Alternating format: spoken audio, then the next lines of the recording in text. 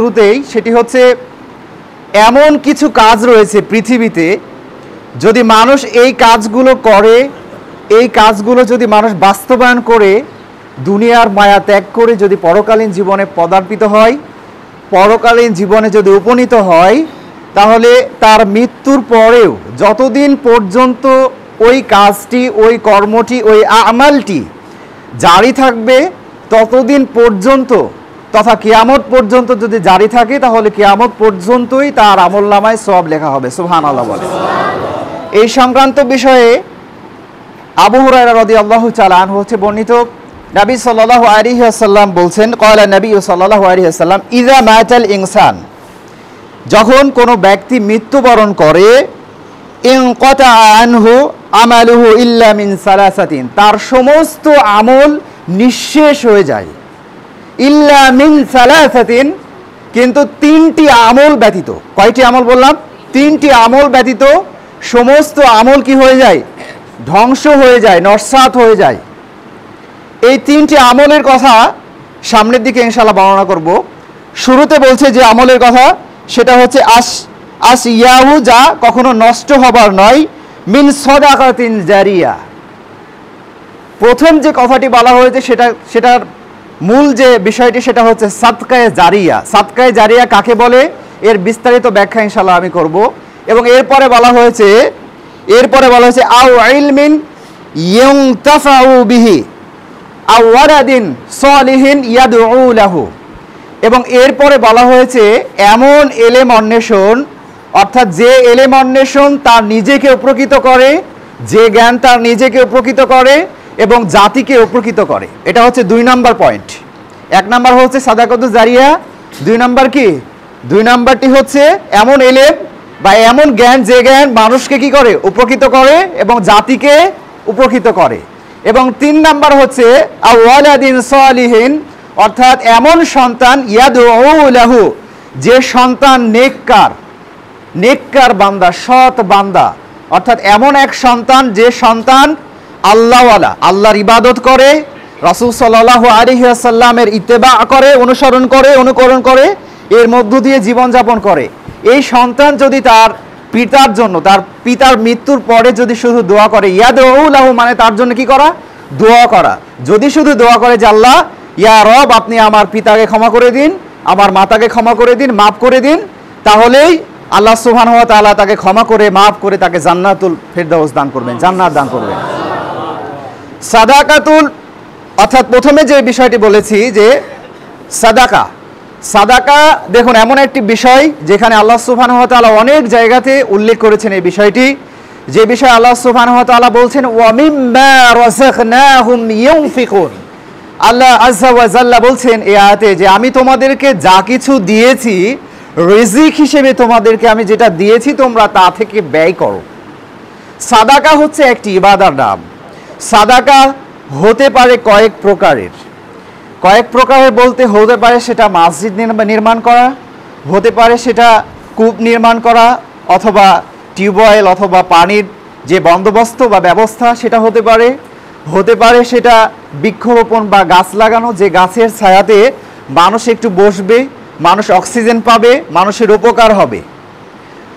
এমনকি এটাও হতে পারে যে মসজিদের মক্তব চালু রাখা, এটা সাদাকাতুন, কি বললাম? সাদাকাতে বা সাদাকাতুন জারিয়া, যেটা বা সাদাকাতিন জারিয়াতিন মানে কি সাদকায়ে জারিয়া বলা হয়।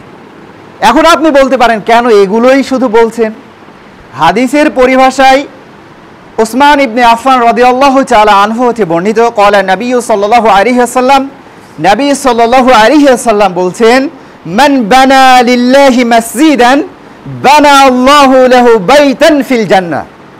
উসমান ইবনে আফফান রাদিয়াল্লাহু তাআলা আনহু হতে বর্ণিত, নবী সাল্লাল্লাহু আলাইহি ওয়াসাল্লাম বলছেন যে যদি কোনো ব্যক্তি পৃথিবীতে মসজিদ নির্মাণ করেন, মান বানা লিল্লাহি মাসজিদান, কোনো ব্যক্তি যদি আল্লাহর সন্তুষ্টির জন্য, আল্লাহর কিসের জন্য? শুকরিয়ার জন্য, আল্লাহর সন্তুষ্টির জন্য, একমাত্র আল্লাহর জন্য মসজিদ নির্মাণ করেন, বানা আল্লাহু লাহু বাইতান ফিল জান্নাহ, তাহলে আল্লাহ সুবহানাহু ওয়া তাআলা তার জন্য জান্নাতে একটি ঘর নির্মাণ করবেন। সুবহানাল্লাহি ওয়া বিহামদিহি।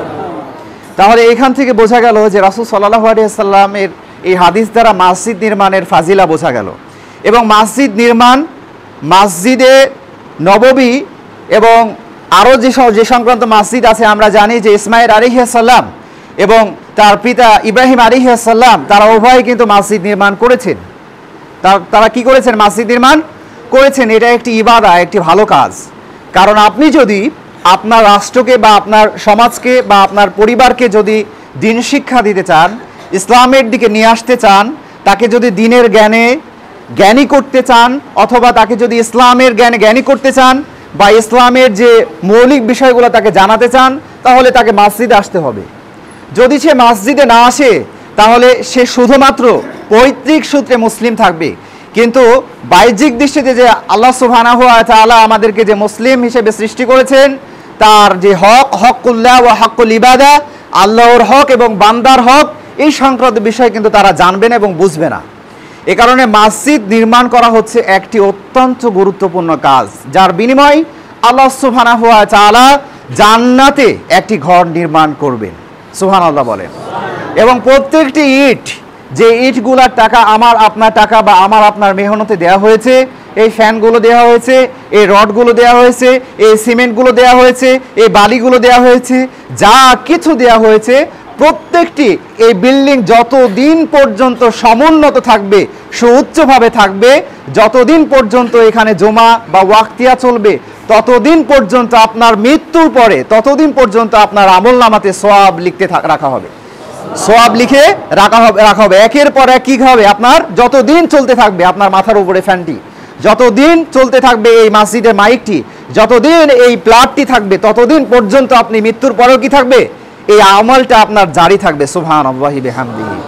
এর পরবর্তীতে দেখুন, সাদকায়ে জারিয়ার আরেকটি বিষয় যেটি বলছিলাম, সেটি হচ্ছে কূপ খনন করা বা পানির ব্যবস্থা করা। এটাও সাদকায়ে জারিয়ার অন্তর্ভুক্ত। দেখুন, পানি এমন একটি অমূল্য সম্পদ, যে সম্পদ মানুষ যদি পানি না পায় কেউ বাঁচতে পারবে?